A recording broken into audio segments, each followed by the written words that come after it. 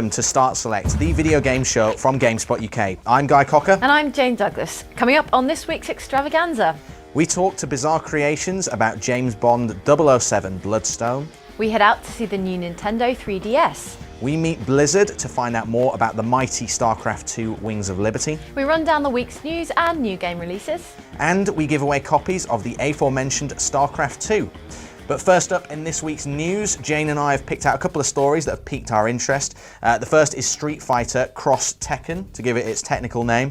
Capcom and Namco have announced that 2 new fighting games are in development, one from each studio, which will both mix characters from the Street Fighter and Tekken universes. So Yoshinori Ono, the guy behind the recent Street Fighter 4, was the first to kind of show off Street Fighter Cross Tekken, which is the Street Fighter kind of 4 looks, but with Tekken characters in it. Right. Exciting news if you're a fighting game fan, but possibly one crossover too many. I'm losing track of them all. Can't have too many crossovers. So this was the pretty much the biggest gaming news to come out of Comic-Con, would you say? There was a lot, but yeah, it was the one that struck me as the biggest. And so that's why I chose it. But I mean, it's a long way off. They showed it demoed on the PlayStation 3. As I said, there's 2 separate games. So this is just the Capcom one. But he said, Yoshinori Ono said to not expect it until after Marvel vs. Capcom 3. So a long way off. Marvel vs. Capcom 3 is still a long way off. So, but it's exciting news. It's great to see the Tekken characters in that universe. I mean, maybe Street Fighter's kind of usurped Tekken now. Do you think it's it's gone over exactly. there? So Tekken's kind of, I don't know, gonna claim some of that back for itself. Play possibly. catch up. But the 2 producers from one from Capcom, one from Namco, said that they kind of came up with this idea a year ago when they were saying, who would beat who and trying to figure out how that would work. And so they're competing against each other now because there's one separate game from Namco, one from Capcom. So who's going to be the best? That's right. Let's find out. Versus Tekken versus Street Fighter. Exactly, right? exactly. Something like that. If you can keep ahead of it, you're better than me, I think. It looks good though. It's that Street Fighter like 2.5D. And the same kind of art style as Street Fighter 4. So, looking good. Jane, you brought a more UK-based story along. Yeah, Rockstar wins newspaper apology over a fake GTA story. Last week, UK tabloid newspaper The Daily Star published a story on the supposed next Grand Theft Auto game titled GTA Rothbury, which would have been, supposedly, based on the recent rampage of gunman Raoul Moat, who shot a number of people and died after a long standoff with police. The Daily Star has since issued a lengthy and unreserved apology after admitting it had made no attempt to check the veracity of its story before publication and hadn't attempted to contact Rockstar about it, in fact. The newspaper agreed to pay a substantial amount in damages, which the developer has said will be donated to charity. Yeah, so check your facts, journalists. Yeah, right. Do this stuff. It's basic. They got, I think it was a mock-up of the box art, like a really shoddy-looking mock-up, to be fair, and ran with it and decided it was most likely Rockstar's actual box art or something like that. To be fair, I don't know that even they were convinced by the story when they ran it. I'm just going to throw that out there. It was very quickly pulled down once it was out there. Once the gaming community said this is probably not right. Probably not. I'm pretty sure that's how they put it as well, right? They were furious. We were all furious, obviously, and the journalist in question, Jerry Lawton, on his Facebook page said he was baffled. Destructoid reported that he said he was baffled by the fury of adult gamers, and you would think I denied the Holocaust, he said. Just couldn't figure out why people were so angry over this fake story. Maybe because it would cause harm and offence to a lot of people. So this is a big story, and it got even bigger once Rockstar unleashed the lawyers and made them do this apology. Yeah, he's learned his lesson. So the Daily Star have had to pay a load of money out. We don't know. They've said that Rockstar is going to donate that money to charity. We don't know what charity, but we tried to follow it up, and all the full news is on the site. But it's just a bad news day really for those guys over at the Daily Star. Yeah. They've had a few actually instances of this sort of thing where they've lawyers have been unleashed and they've had to rebuke things that they've said before. But I think GTA Rothbury is quite unlikely. It's pretty low down there on the possibility scale, isn't it? Yeah. Well, we'll see. Well, you can read more about those stories and more. Just head over to gamespot.com/news. All right, time for our favourite new trailer of the week on GameSpot UK now, which is the brand new footage from Sony's upcoming Infamous 2. The game is due out in 2011, so let's take a quick peek at this electrifying sequel. Pushed out of the swamp, and there she was. New Marais. Came here 4 years ago while learning how to climb. After the flood, half the buildings were abandoned. Hell, even Zeke manned up and gave it a try.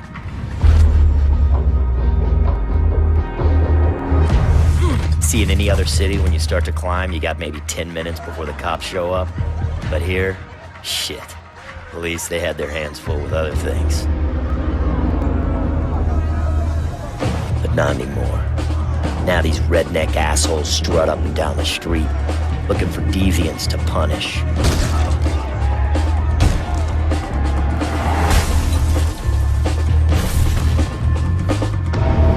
And somewhere, hidden in this gorgeous corpse of a town, is the key to amping up my powers. These pricks are gonna get in my way, try and kill me to keep their town pure. I say bring it.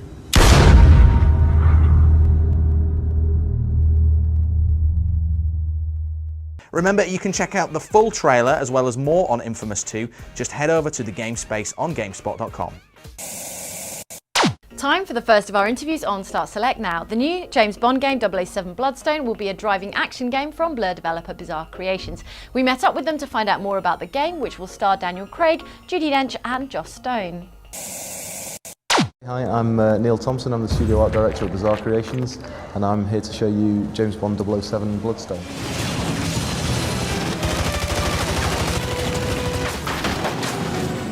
So Bloodstone is a cinematic, narrative-led original James Bond adventure for the Xbox 360 and PS3, which takes Daniel Craig all over the world and immerses you fully in the world of Bond. We have a little bit of everything. We have third-person melee and shooting. We have vehicle racing. We have boat chases. We have just about everything in there. The game isn't tied to the film franchise. It's an original script from Bruce Firestein, who wrote some of the Bond scripts for GoldenEye and Tomorrow Never Dies. And it's topical because it takes into account some of the political flavours of the day. It's certainly a global game. We go from across multiple locations, all very exotic, all very colourful, and all very action-packed. It's quite linear. It's a linear narrative, but that's because we felt we wanted to do a very cinematic styling to the game. So we wanted it to have an ultimate conclusion, a story-led conclusion. So we didn't want people to be able to go too open world. It has to be linear, it has to be narrative, and allow people to see the end of the story in an acceptable space of time. Well, obviously we spent a lot of time watching the Bond films, but that wasn't too much of a hardship. We all grew up watching the Bond films. We all love Bond. The central tenet to this is that we wanted it to be faithful to the Daniel Craig films. So we wanted it to be very gritty, very contemporary. And so we employed all kinds of cinematic techniques to take that into account. You know, we used the same kind of camera positions, the same kind of angles, the same levels of cinematography that they use in the Craig films. So we have Daniel Craig, obviously. We have Dame Judi Dench. We have Joss Stone as the Bond girl, and she's been absolutely wonderful. She sings the theme tune as well, and it's just that was a fantastic experience working with her. Bruce Firestein wrote the script. Lindsay Pugh did the costume design. So it's been quite very much a hand-in-hand development with the producers of the movies as well. Bizarre's done some action titles in the past. We did The Club, which was really our first venture into a proper action title. And that was hugely influential in informing the design for Bloodstone. Obviously the racing side of things informed the racing segments of the Bond title, so it was a match made in heaven really. And what we were trying to do was to make it seamlessly integrate between the two. So take the cinematic elements, take the on-foot elements, and take the racing segments, and pair them together so that it becomes a seamless experience. There's no obvious load times, and it tells the narrative, and it's a completely cinematic experience for the player. We wanted it to be very like the Daniel Craig films, and he's a very physical Bond. There's a lot of hand-to-hand action. So if you take people down hand-to-hand, if you get in close and you do these kind of action moves, you're rewarded with a focus aim token, which enables you to take people down with the gunplayer far easier fashion. So it's really just to encourage people to play the game in a certain type of way. I mean, obviously the script was in place so that there was a storyline to follow. But if you take some of the driving sections as an example, you know, we have a start point and an end point that fits the narrative. But creatively, what we do within that space was entirely up to us. Okay, it's James Bond 007 Bloodstone, and it's out in November, and it's on Xbox 360 and PS3 and PC. The talk of this year's E3 was undoubtedly the Nintendo 3DS, but unfortunately, even though we tried, we didn't get enough time to really appreciate the device in all its glory. Thankfully, this week Nintendo invited us to central London for an extended hands-on, so Jane, Mark and I flocked like seagulls to see it and offer our extended impressions. Hey guys, you're joining us today in Nintendo's Hall of White, which they've constructed in the Millbank Tower to show off the 3DS, which was the console that made such a splash at this year's E3. I'm joined by Mark and Jane, who are here to have a look at the console. Mark, were you impressed? Very, very impressed. You know, this is the first time I've seen it. I didn't see it at E3, and the effect works extremely well with the 3D. And, you know, not wearing glasses is an amazing thing to have achieved. So Mark, tell us about the hardware. Its characteristics are similar to the DS, but there are a couple of noticeable differences. Yeah, so there's a few changes. I think the biggest change you'll see is the screen at the top, which has now gone widescreen, which is a very, very, very nice screen. The bottom screen's still there, that's still touchscreen. They've added a kind of analog stick, which they're calling like a slider, which is very similar to the PSP one. And there's two cameras on the back as well, which allow you to take 3D pictures. Yeah, which is one of the demos that we saw. Yeah. It must be said, we don't know the tech specs just yet, but the screens certainly look a lot more high resolution than the old DS. Yeah, definitely. The upper screen looks really lovely. And I'd say, in fact, the analog pad, whatever they're going to call it, is better than the PSPs. It feels really nice, actually. Yeah. And then the 3D slider on the right-hand side, I don't think we mentioned, which lets you flip between like flat and 3D on the go. And somewhere in between as well. And somewhere in between, as long as you're not watching a movie, in which case it's just 3D or nothing. Yeah, you can just flip it off if you get bored or tired of the 3D. We haven't played it enough to see if your eyes do get eye strain. We played it in short bursts. Most of the demos here run for a minute or two at a time. But how long, Mark, does it take you to kind of settle into the 3D? Sometimes it takes me about 20 seconds. Yeah, so I mean, it definitely took me a few seconds to kind of see it. I mean, when you first look at it, you're trying to look into the screen too much, I think. It takes a little while for your eyes to adjust. But the great thing about it is the little 3D slider on there lets you adjust it to your eyes. So if you're having trouble like seeing it with it on full whack, you can just turn it down a little bit and reduce the eye strain. Mm-hmm. There are a mixture of 10 videos and demos here. What are your favourites, Jane? What's caught your eye so far? Well, we're talking about, I really like the Resident Evil Revelations. It's like a movie demo, but you can control the camera slightly. Not because the 3D is especially great. I think it's a little bit like flat layers rather than like a fully 3D effect. I'm excited for a Resident Evil game on the DS, to be honest. Most impressive, though, I thought was the Pilot Wings Resort, which, it's a flying game, and then there's a jetpack kind of demo as well. And that's playable, which is a nice start.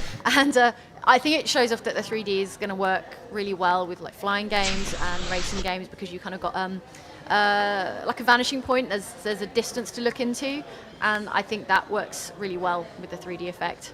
And it was good fun as well. It's actually really playable. I mean, we assume it's quite early stages, but Mark, do you think the best stuff's going to come from Nintendo? The in-house, the first-party stuff is going to be the best? Well, you know, usually with Nintendo that is the case. You know, you've got your Marios, you've got your Mario Kart and Zeldas and things like that. But with the 3DS, they've got so much third-party backing for this. You know, you've got like Resident Evil that's here, you've got Metal Gear that's here. Some of these games look absolutely fantastic. You know, and other people like Capcom have announced games, Ubisoft, Square Enix. So yeah, I think there's a lot of support for this. Mm-hmm. And there was one demo that showed all of the most of the Nintendo characters. So you had Samus from Metroid, you had Mario in Galaxy Guys, and also New Super Mario Brothers, and they had kind of like that, you could pan around in 3D. It gave you a tantalizing glimpse of what Mario Galaxy might look on this device. So while most of the demos at this stage are not playable, it's good to see that the potential's there. So Mark, what was your highlight from this 10 demo arena that we're in right now? So like Jane, you know, I really enjoy the Resident Evil stuff. Again, not because of the 3D, but for the graphical prowess of it. Looks amazing, on par with some of the GameCube stuff we've seen. In fact, Resident Evil 4 on the GameCube, it's really, really high-end stuff. But on the 3D side, Nintendogs. which is, is an odd choice, but I really, really liked it because, when the little dog comes up to the screen and his paws hang over the edge, his little nose pushes up, it's all in 3D. It's the cutest thing you'll ever see. And I can't wait to have a go with the cats as well on there. And if you can get dogs and cats together and dress them up in little hats, sold. There you go. That's the future of 3D. Mark said it's Nintendogs and cats. The news story that's doing the rounds right now, though, is that this machine may cost $250 in the US. Is that too much for you, do you think? Having played it now, I was at the point where I wanted to hand my wallet over right now and give them the money. I mean, it's a fantastic device. £250 is a little steep, if it's anywhere near that, or $250 even. But I think what they've got here is something really, really special with the 3D tech. It works extremely well. There's no glasses, so it's accessible to pretty much everyone. I think it's 250 quid. I would just about stretch to it. So Jane, are you going to be front of queue when this machine arrives, whenever it arrives? We're kind of assuming Q1 2011. Yeah, well, we'll see what the prices are like. I don't think Nintendo will go short of people who are willing to pay that much, especially with the 3D camera sort of novelty. It's not a first in the market, but it's, for a 3D camera, that's not too bad. I think as a kind of nice gimmick to take home. It's an added extra that I think people will want to pay for, possibly. It's a really cool effect, isn't it? You had to play with it here. Yeah, you can adjust it looks like you're adjusting the focal length or something, so you adjust the 3D depth until the photo looks right. Quite impressive. Good stuff. All right, well, you can check out more about the Nintendo 3DS on the site. Just head over to GameSpot.com. Starcraft 2 is hands down the most popular game on GameSpot right now, so we headed out to talk to developer Blizzard ahead of its landmark London launch. My name is Mike Ryder. I head up the international business at Blizzard and Vice President, Executive Managing Director. And the title we're launching tonight is Starcraft 2, Wings of Liberty.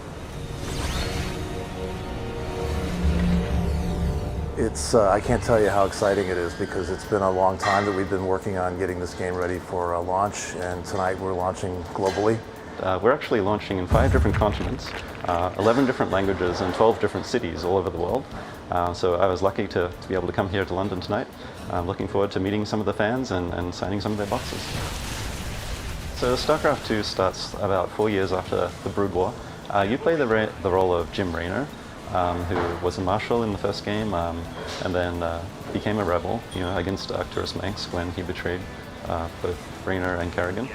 And so we've come up with an epic storyline for StarCraft 2. In fact, the story was so epic we had to break it up into 3 separate games. Tonight we're launching Wings of Liberty, which is the Terran campaign, and then in the expansions we'll have the Zerg and the Protoss campaigns. I think the storyline, the way that we're including the in-game cinematics to unfold the story, is a huge improvement in terms of making the player have the opportunity to get immersed in the storyline and understanding the characters. The base game will be the same for all 3 games, but basically the storyline, the perspective will be different in the 3 different games.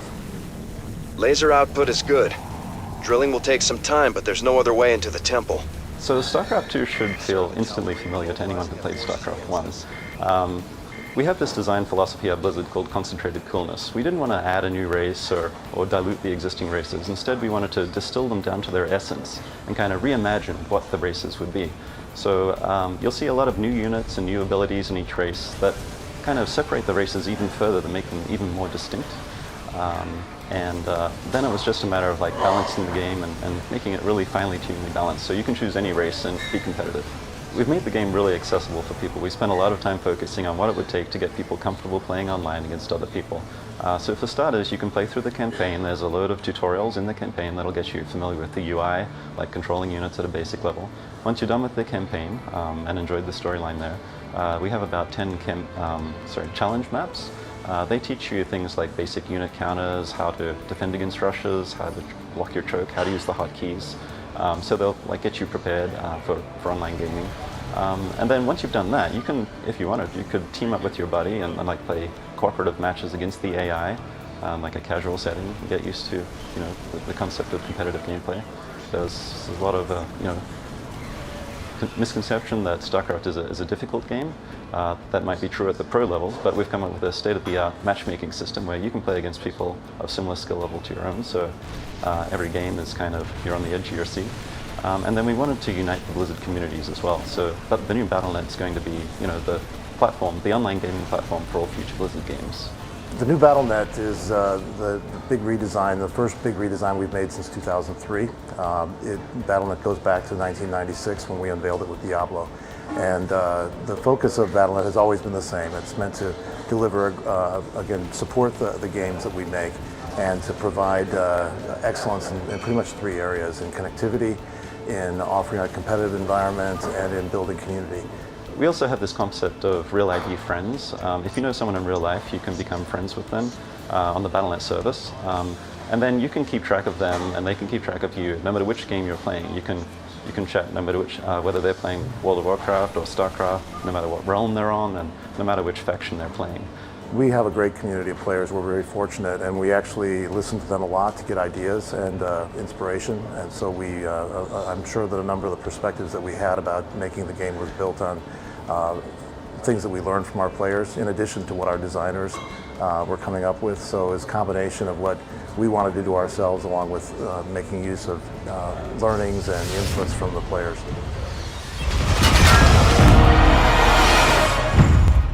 I kind of like the Terrans. I just relate to them. I love Zerg. I'm not really into micromanaging. I'm just a programmer. I'm not a godly designer.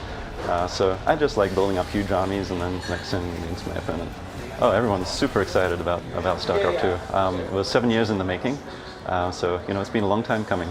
The name of the game we're launching is Starcraft 2: Wings of Liberty for the PC and the Mac.